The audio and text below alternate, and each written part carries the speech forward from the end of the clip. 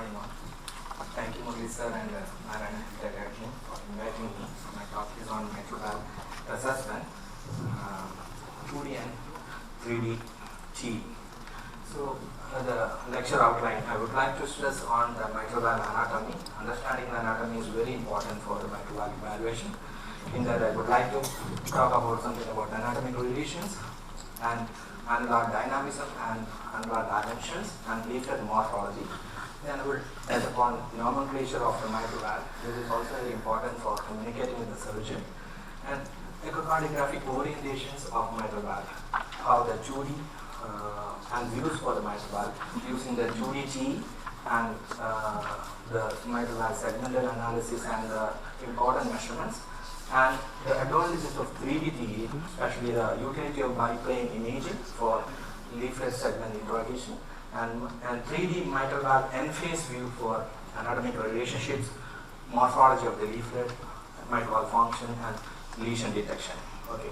So first, we would we are aware that mitral valve is a complex three-dimensional structure with these components: the fibrous skeleton of the heart, mitral, annulus, leaflets, chordae, papillary muscle with the mitral, left ventricular wall complex, and also the left atrial function is also important for the proper mitral valve function. So coming to the fibrous skeleton, you can you have a point?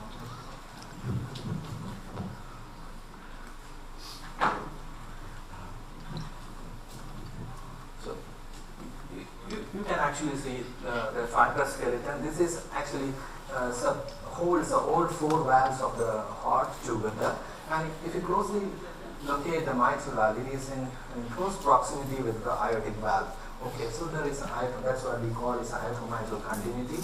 If you look at the fibrous skeleton surrounding the mitral valve, aortic valve, the anterior part of the fibrous skeleton is very thick and firm, and it is firmly attached to the aortic valve, and both the mitral valve and aortic valve shares a common intervalvular fibrosa, which is called aortomitral curtain.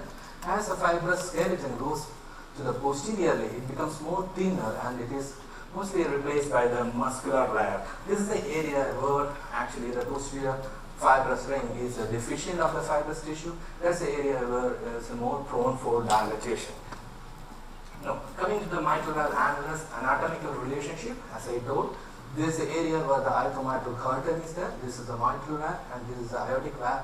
So aortomitral curtain, here the aortic valve, the non-coronary cusp and the left coronary cusp shares with the same fibrous tissue of the anterior mitral leaflet. Okay, so this is called the interannular fibrosa or intervalvular fibrosa.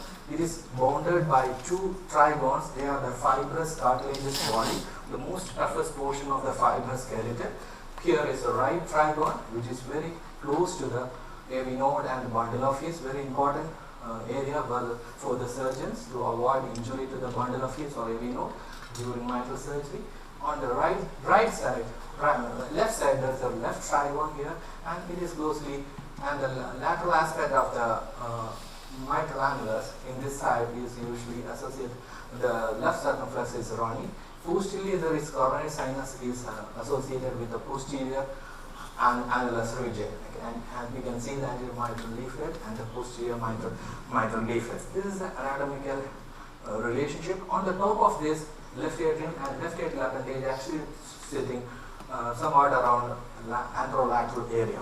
So this anatomical relationship is very important for the assessment of the mitral valve. Now coming to the mitral annulus, as the annulus actually is a non-planar structure that it exists in a three-dimensional space, and it has got a saddle shape. It is not a planar. It has got high points and low points, and it exhibits some passive motion. It is due to the contraction of the ventricle as well as contraction of the left atrium, as well as some expansive motion occurs in the aortic root during ejection. So this constitutes the mitral annulus dynamism. So that causes some three types of motion. One is a translational motion, circumferential motion, and the folding motion. You can see here the translational motion is nothing but it is up and down movement of the mitral annulus during ventricular systole. These are the positions of the annulus in M mode during the different phases of cardiac cycle. Okay. Now the second motion is a circumferential contraction.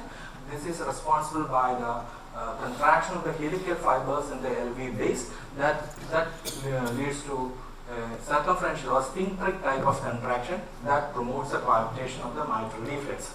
And the third motion is the folding motion. So here, this is again an important function of the mitral annulus. During the contraction phase, actually, as I told, the posterior annulus is very thin and is more of muscular.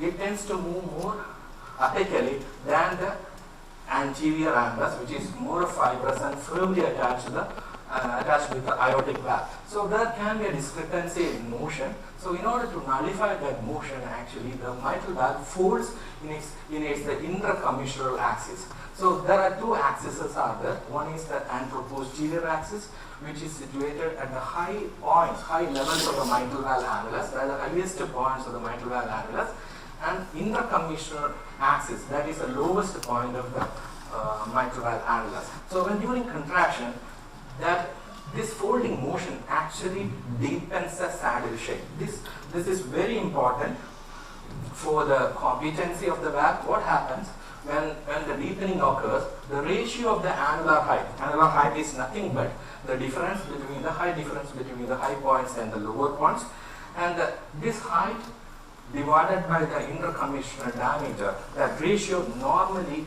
is somewhat around 20% and more. So during contraction, there is deepening of the saddling occurs, the ratio increases. But in a case where there is a annular dilatation occurs due to LV dilatation or remodeling of the LV or annulus, what happens? The ratio decreases. So when the ratio decreases below 0.2, then there will be increase, the leaflet stress increases exponentially. So this one aspect we should remember. Now there are certain annular dimensions which we are interested in. One is the AnteroPosterior dimension, intercommissural dimension, and Inter-Trigonal distance. This is somewhat also important, especially when the patient undergoes a mitral valve repair procedures. So I will just talk about the AnteroPosterior dimension.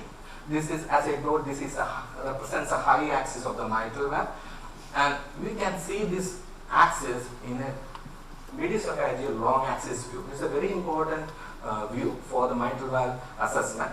And this axis, this is an aortic valve, this is anterior mitral leaflet, posterior mitral leaflet. This axis is or the dimension is the AnteroPosterior dimension. Normally, it is less than 36 millimeter in end systole. You can see the saddle shape, which is of the mitral annulus, is somewhat similar to the Pringles potato chip. Now, other axis is the lower axis. Lower axis, as I told, it runs in the intercommissural axis. Okay, this we will be able to view in the commissural view. So this is the intercommissural axis. This is the lowest portion of the axis. So usually this diameter is less than 46 millimeter in end systole. Now the Inter-Trigonal distance, which I was mentioning earlier, actually we will not be able to measure directly with the 2D imaging, but we can derive this distance from using this formula, aortic annulus dimension divided by 0.8. What is the importance of Inter-Trigonal distance? It may help in deciding the mitral valve ring size during the mitral valve repair procedure. Now, something about the anatomy of the leaflets and the annular circumference. You can see that the anterior mitral, actually, if you look at the total surface area of the both leaflets, actually that comes almost twice that of the annular surface area. That means there are adequate leaflet tissue is there to coapt the mitral valve. And if you look at the circumferential attachment, the anterior mitral leaflet attached to 1/3 of the circumference, whereas posterior mitral leaflet attaches 2/3 of the circumference. But their individual surface area are almost the same. Now, about the segments, mitral scallops, especially the posterior mitral leaflet, are divided just for 2 indentation and divided into 3 scallops, and which is named as P1, P2, P3. P1 being closest to the anterolateral commissure, P2 is the middle segment, P3 is close to the posteromedial commissure. There are no indentations or separate scallops in anterior mitral leaflet, but we need A1, A2, A3 corresponding to the opposite segment of the AMR.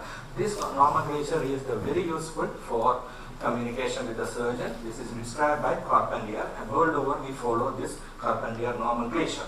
Now, something about the line of coaptation. If you look at the line of coaptation actually extends from commissure to commissure. It is not straight line. It is actually a perfect C-shaped curvature.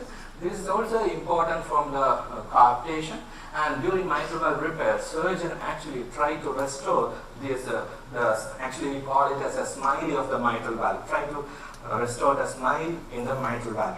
So, now, if you look at the mitral valve leaflets, actually, anterior mitral leaflet is longer, it's larger, it is almost twice that of the PML length or height, whatever terminology we can use. But and anterior mitral leaflet motion is very important for the mitral valve function, because you can see that it actually shares an important boundary of the LV inflow tract as well as LV outflow tract. So the motion of the AML is very important. It looks bigger, but as I told, the circumference area of the both leaflets are almost the same, because the PML has got more attachment to the surface circumference of the annulus.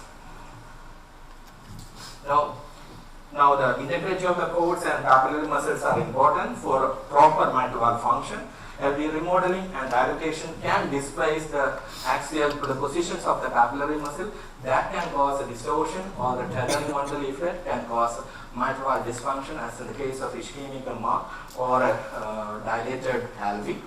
So, and I'm not going to the detail of these things. You know that there is a posterior papillary muscle are more often affected with the dysfunction because of a single coronary supply, either RCA or circumflex. So we need to have a common communication between the surgeon and the echocardiographer. As I told, the American Society Echocardiography recommend the Carpentier nomenclature for communication because of its simplicity. So, in this lecture, I will be preferring to describe the mitral valve segments or according to the Carpentier classification. Duran also described the nomenclature. Actually, this gives more importance to the caudal attachment of the segment, but the leaflets, the segments are totally different. So, surgeon and anesthetist or echocardiographer should use a common language for communication. Now, before going to the mitral valve echo orientation, we should understand that there is a significant difference in surgical orientation of the mitral valve and the TE orientation. When the surgical orientation is such that when the surgeon opens the left atrium and he looks into the mitral valve towards the LV, his patient's positions, like a left side of the patient position is corresponding to the left side of the surgeon standing, and the right side patient to the right side of the surgeon, and AML and PML are in appropriate position, and lateral aspect of the mitral valve will be on the left hand side of the surgeon, medial aspect of the mitral valve on the right hand side of the surgeon. This is a surgical orientation. But when you do TE, echocardiographic orientation, it is totally different. It is actually reversed by 180 degrees. So this can create some difficulty in precisely identifying the mitral valve segments. So how to locate the mitral valve segments in 2D examination? So there are different ways are described, but systematic approach is the most important way. Lambert's multi-plane views are used for mitral valve leaflet segments. But the key is obtain multiple views of mitral valve, centralize the image as the previous speaker was talking about the imaging, and identify each mitral valve segment using anatomical landmark. I told about the relation. The important anatomical landmarks are aortic valve, left atrial appendage, and coronary sinus. You will be seeing one of these structures in the image, and you have to relate with that to identify the segment. Now coming to the key views for mitral valve examination, we have got standard 8 views are there, 5 mid-esophageal views and 3 transgastric views. This has already been described in the previous lectures. So 4-chamber, 5-chamber, commissural view, 2-chamber view, and long axis view in the esophageal position. Transgastric basal short axis and 2-chamber view, and deep transgastric long axis view. So I'm not going to the detail of how to generate this image, but I want to tell you something about these views, what is particularly important for the mitral valve. In 0 degree, you can have 3 propositions, a 5-chamber, 4-chamber, and D4-chamber. But you must understand that the interrogating plane at 0 degree is cutting mitral valve tangentially or obliquely. That is very important to keep in mind. So you may view in 0 degree a portion of the A3 segment and A2 segment, A2 segment connecting with the P2 and some portion of the B1 segment. This is because this oblique nature of the interrogating plane. So when you see the 4-chamber view here, the A2 will always meet with the P2 only. It cannot pack with the P1 or any other segment. It has to pack with the A2, P2 only. But you may find some portion of the A3 in the anterior mitral leaflet or some portion of the P1 segment in the posterior mitral leaflet. So this view is not useful for measurement of the leaflet height. That's what we have to remember, because it is cutting tangentially. It will not give an accurate height of the leaflet. Now, this is a 5-chamber view. This can be generated by just withdrawing the probe. Here, you can see the shifting of the interrogating plane more anteriorly, and it is cutting the A1 segment and P1 segment. So here you can see the P1 segment is prolapsing. It is pathological. Now the next view is the D4-chamber view or low 4-chamber view, where you are advancing the probe. You may be able to visualize the coronary sinus posteriorly, and just little bit withdrawing, you will be able to see the A3 segment and B3 segment. So here the imaging plane is just shifted posteriorly. But these 0 degree views are tangential oblique view, not good for measurements. Now from this view, we just forward rotate the angle to 60 degree. That will give the commissural view. This is again an important view for the mitral valve. Here the interrogating plane passes through the P1 segment and P3 segment of the PN valve, and in between the A2 segment will come. So again, you will just look for the relationship of the left atrial appendage here, as well as the coronary sinus posteriorly. So this is a typical view of commissure. By commissural view, you will see the seagull's view. It's a resemblance to seagull. These are the wings of the seagulls, and the A2 becomes the body of the seagull. And this is how in motion. This view can be used to assess the P1 segment length as well as P3 segment height, both heights of P1 and P3. That is the utility of this measurement. And also you can look for the origin of the mitral valve jet in relation to the commissures. Now, this is a classical view of a P2 prolapse. This is the commonest fibroelastic deficiency disease, the P2 prolapse. You can see above the A2 segment, the P2 is prolapsing like a cobra hood appearance.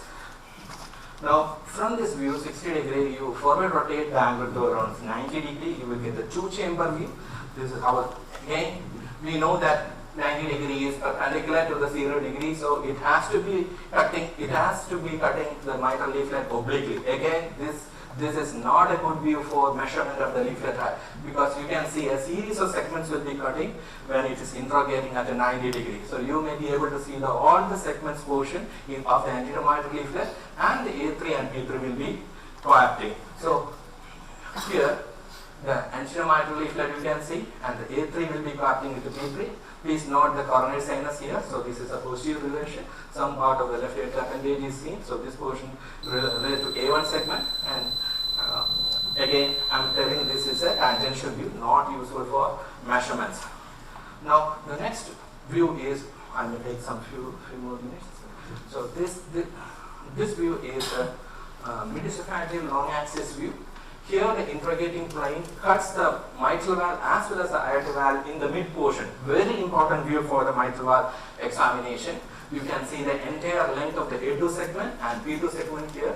Okay, and it actually, as I told earlier, this will give the AnteroPosterior dimension. Most of the measurement of mitral valve examination is done in this view. you can get the annular dimension, as I told, the measurements here for the annular dilatation if it is more than 36 millimeter, or the ratio of the annulus dimension by the AML length if it is more than 1.3, that becomes a dilated annulus, or if the indexed annular area, if it is more than 60 millimeter per meter square, again it is an annular dilatation. And you can also measure the heights of the AML and PML. AML height is actually a P2 segment, very useful for mitral valve replacement, repair surgery, where the decision for selection of the ring size is important. P2 height is important if there is a redundancy of the P2, whether to do a non-resective or resective surgery, that depends upon this height. And defining prolapse, bellowing, and tending height, tending area measurement are all done in this way. Tending height, tending area are done in the case of ischemic MR, whereas this is a prolapse and bellowing for a type 2 mitral valve dysfunction. And you can also assess the C-set distance, important for predicting the risk of SAM. If the distance is less than 25 millimeter in this view, that indicates there is a high risk of SAM. Okay. Clearly you can see the P2 flail in this view, okay. In the long axis view, here you can see the A2 segment AML with the caudal rupture. It's a flail with caudal rupture. Look at the direction of the MR jet. That concludes the Bileaflet views. Now coming to the transgastric views, there are three. Basal short axis view. This is the view which is described as a fishmouth appearance, where all 6 segments of the mitral valves are visualized in one imaging plane. So here, if you closely watch it, actually this is the AML. This is the annular commissure. Here is the posterior commissure, A1, A2, A3, P1, P2, and P3. The P2 portion is not coapting.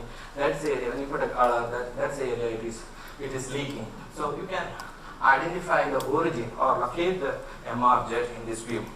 Now, this view also important to look for the cleft or any perforation of the leaflet. In this patient, this presented with a double orifice mitral valve. This was the only view where I was able to identify the double orifice, in this case with the mitral PML prolapse.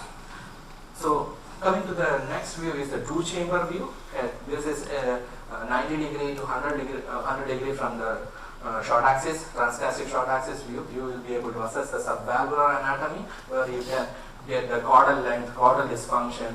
Actually, TE is not a very good sensitive for assessing the caudal dysfunction. Most of the caudal dysfunction can get underestimated, but still, this is only one of the important view to assess the subvalvular apparatus, especially in a case of infective endocarditis or rheumatic mitral stenosis, to assess for the secondary MS or not, is there or not, because of the caudal fusion or not. Now, coming to the last review in the D is a deep transgastric long axis view. Here, this is a very important view to assess the leaflet motion and the coaptation of the mitral leaflets.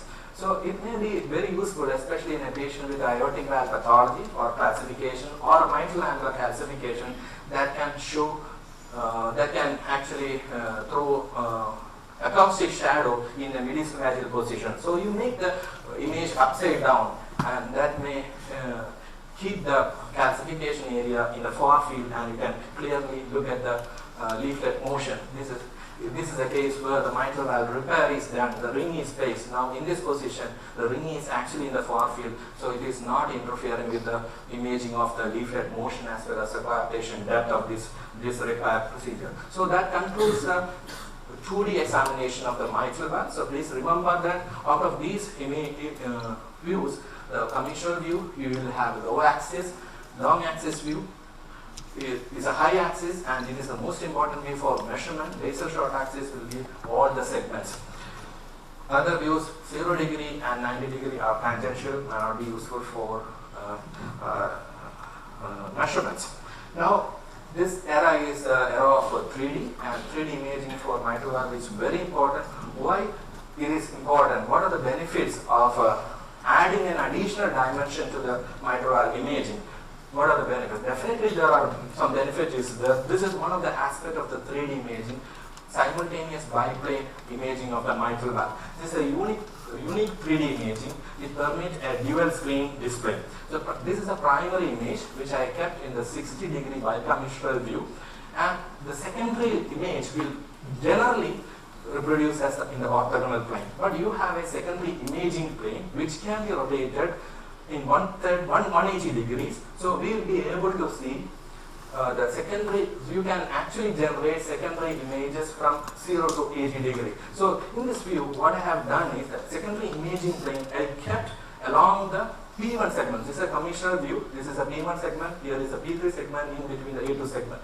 So I kept at the P1 segment, and the secondary image generated is the coaptation between the P1 and the A1 segment. So we can precisely locate the coapting segment in a simultaneous biplane imaging.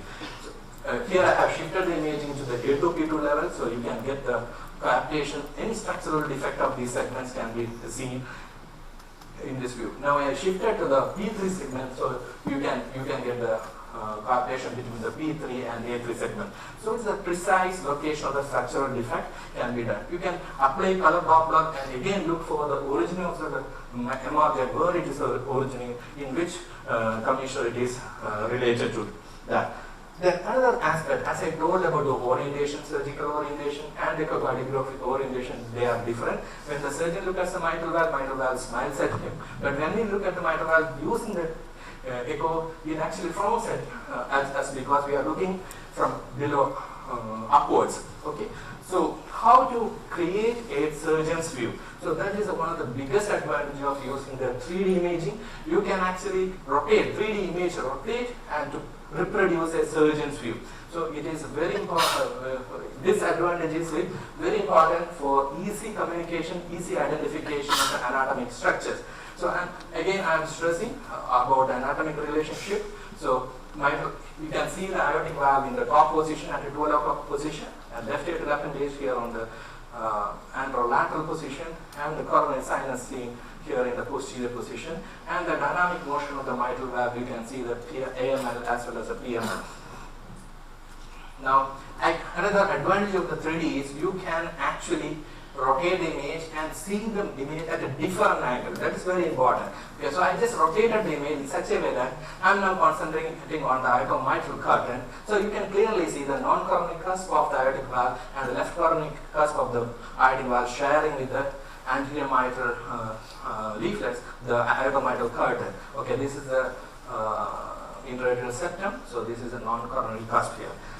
Okay. If I rotate posteriorly, you can clearly see the coronary sinus, which is draining into the right atrium, near the floor of the right atrium.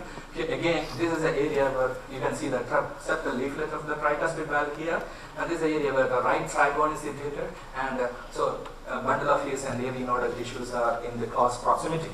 Now, if you rotate towards the lateral side, you can actually visualize the circumflex artery, which is also a very important relationship in the mitral valve surgery. In some of the population, especially the left dominant people, the circumflex artery runs close to the annulus, somewhat around 4 millimeters, so it can get injured while during the annuloplasty sutures. So this aspect is important. Right dominance population, it is as far as 8 millimeter. Cone dominant system, it is somewhat in between. You can also look at the 2D imaging also, the circumflex artery and color flow can look used to visualize the flow through that. Now the surgeon's view, one important aspect is you can easily communicate with the surgeon. You can use the polar coordinates of clock system to see that. Suppose if there is a calcification in the P1 segment, you can say at 9 o'clock position, there is a calcification, okay, or there is a paravalvular leak or something. So this end-phase view of the mitral valve actually helps in understanding the anatomy as well as freely interpret the issues and freely communicate with the surgeon. This is one of the major advantages of 3D imaging in mitral valve surgeries. Now you can do some measurements like annular measurement. Here you can measure the AnteroPosterior dimension. Even the Inter-Trigonal distance can be directly measured from 3D imaging because of the advantage of placing it as an end-phase view. You can also look at the end-phase view from the LV side to look for the subvalvular kinetics. So for that you may have, I am not going to the detail how it's generated, I will increase the temporal resolution to look for the more dynamic nature of the mitral valve motion. So whether any drag force is there on the AML after mitral valve repair, is there a SAM potential is there or not. So subvalvular kinetics can be assessed using this end-phase 3D imaging. Now, everyone of us can actually easily pick up this problem. There is a P2 segment is flail and prolapsing. So this is one of the advantages is the easy interpretation and accurate also. In this case, there is a multiple segment involvement in the case of Barlow. All these segments involvement may be very difficult to pick up with the 2D imaging, but here we can easily actually identify, understand the abnormality in the mitral valve. That's another advantage of 3D imaging. This case, actually you can see there is a bileaflet prolapse and flail and the commissural prolapse. When you have a multi-segment and bileaflet dysfunction and commissural involvement, 2D is somewhat inferior in picking up all the lesions, where the 3D has a definite advantages there. Now, in this case, it is very clear to identify that there is a A2 segment flail is there. You can see the rupture coordinate, but minor issues like there is a pseudo-cleft or micro-cleft in the PML, which may be missed in the 2D imaging, which we can pick up because of the jet lesion. So surgeon may need to close this micro-cleft during the repair. So it actually, because of the improved spatial resolution, you will be able to identify mitral valve in its entirety. And again, to study the annular dynamism, which I was talking about, 3D is a very important modality, especially in this case there is a flexible ring is placed for the mitral repair, and how the mitral annular dynamism is preserved or not. This is one of the biggest important tool to assess the mitral valve function. So in summary, 2D assessment needs a mental reconstruction for several views of mitral valve for interpretation, and a systematic imaging approach is essential for segment by segment mitral valve analysis. Whereas 3D has some upper hand because it can reproduce a surgeon's view and improves the visualization and accuracy of the mitral valvation, and it provides real-time mitral valve apparatus function. Thank you.